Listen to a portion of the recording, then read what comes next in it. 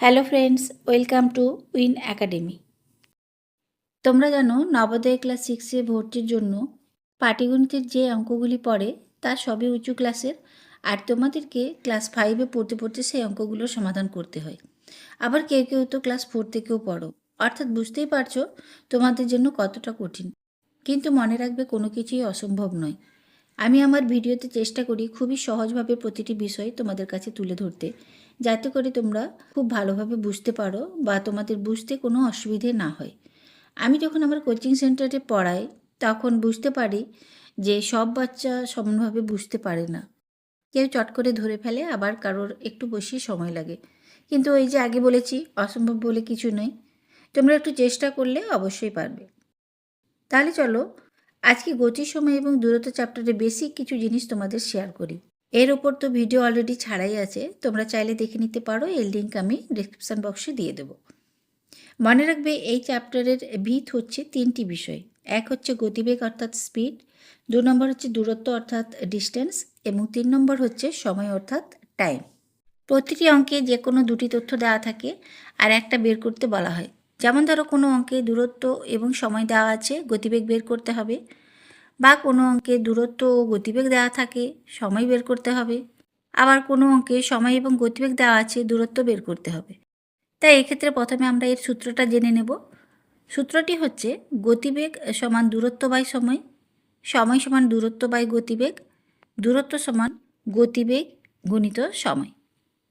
এখন তোমাদের যে সমস্যাটি হয় সেটি হলো কোনটা গতিবেগ, কোনটা দূরত্ব, আবার কোনটা সময়, তাই বুঝতে পারো না। আমি দেখেছি তোমরা অনেকে গতিবেগের জায়গায় দূরত্ব বসিয়ে দাও, বা দূরত্বের জায়গায় গতিবেগ, আবার কেউ কেউ তো দূরত্বকে সময়ের জায়গায় বসিয়ে ফেলো। এটা যেন হয়ে যাচ্ছে তোমার বয়স জিজ্ঞেস করা হয়েছে আর তুমি উত্তর দিয়েছো 10 কেজি, বা বলছো আমি 5 মিটার আলু কিনেছি। এটা শুনে তোমরা হয়তো হাসছো, কিন্তু এটাই বাস্তব। ঠিক একইভাবে তোমরা যখন সময়ের জায়গায় দূরত্বের সংখ্যা বসাও বা দূরত্বের জায়গায় গতিবেগ বসাও, তখন আমারও এই একই রকম হাসি পায়। তাই বলছি, আগে বেসিকটা ভালো করে বুঝে নাও, পরে আর অঙ্কতে দেখবে কোনো সমস্যা হবে না। মনে রাখবে, কোনো সংখ্যার একক কিমি প্রতি ঘন্টা বা মিটার প্রতি সেকেন্ড বা কিমি প্রতি মিনিট, এইগুলো যখন থাকে তখন জানবে যে সংখ্যাটি গতিবেগকে নির্দেশ করছে, অর্থাৎ গতিবেগে দূরত্ব এবং সময়ের একক দুটোই থাকে। আবার কোনো সংখ্যার একক যদি কিমি বা মিটার থাকে, তখন জানবে ওটি দূরত্বকে নির্দেশ করছে।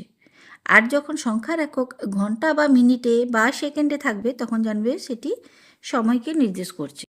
এবারে তোমরা সেই সংখ্যাগুলিকে যে যার জায়গায় বসাবে এবং বসিয়ে সূত্র প্রয়োগ করে নির্ণয় উত্তরটি বের করে নেবে।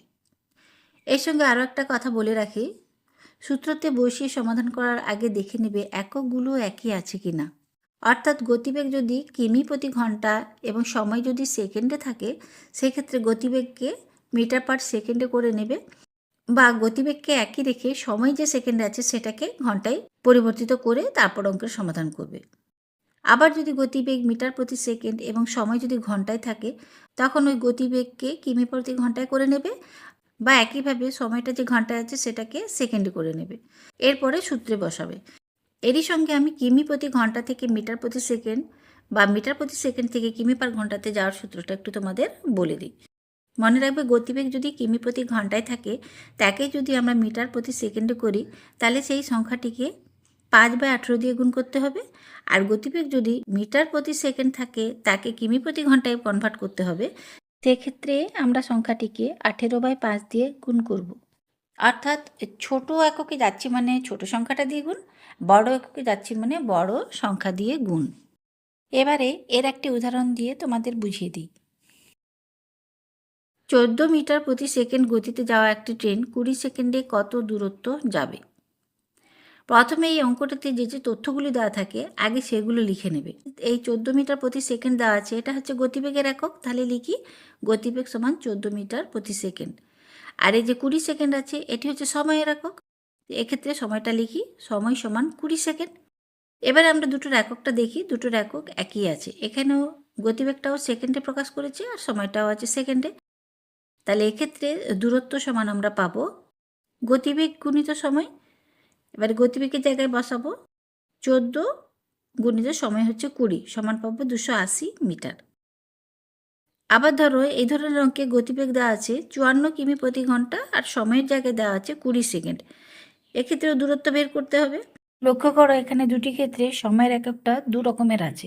এখানে যে গতিবেগটা দেওয়া আছে সেটি ঘন্টায় দেওয়া আছে, আর সময় যে দেওয়া আছে সেটা আছে সেকেন্ডে। তাই আমাদের এই যে কিমি প্রতি ঘন্টা সেটাকে আগে আমরা মিটার প্রতি সেকেন্ডে করে নেব। অর্থাৎ এই 54 কিমি প্রতি ঘন্টা সমান পাবো 54 গুণিত 5/18, এটিকে কাটাকাটি করে নেব, সমান পাবো 15 মিটার প্রতি সেকেন্ড। আর সময় দেওয়া আছে 20 সেকেন্ড।